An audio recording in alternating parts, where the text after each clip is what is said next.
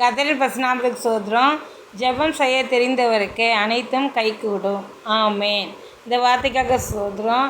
ஜெபம் பண்ணுறவங்களுக்கு அனைத்தும் கைக்கூடி வரும்னு சொல்கிறது உண்மையான காரியம்தான். ஸ்தோத்திரம். அதுபோல் நாம் சிறிய ஜெபந்தான். ஜெபம்னா, ஆண்டவரே என்னை பாருங்கப்பா, எனக்கு இப்படிப்பட்ட காரியங்களை செய்து கொடுங்கப்பா, நீங்கள் இதாப்பா எனக்கு எல்லாமே நம்ம சொல்லும்போது அதுதான் நம்ம ஜெபமாக இருக்கிறது. அதை ஆண்டவர் நம்ம பிரியப்படுத்துகிற வார்த்தையாக இருக்குது.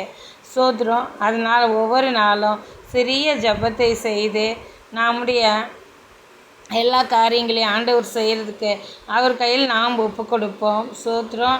அதனால் ஒரே ஒரு குடும்பத்தில் ஒருத்தர் இருந்து ஜெபிச்சாலும் அந்த குடும்பமே ஆசீர்வாதமாக இருக்குதுன்னு பார்க்குறோம். வர பிரச்சனைகளை எல்லாம் பாதுகாக்குதுன்னு பார்க்குறோம். வர நோய்களெல்லாம் விரட்டி விடுதுன்னு பார்க்குறோம். ஆண்டவருக்கு இப்படியாக சேர்த்து நன்றி. ஸ்தோத்திரம். ஆமென்.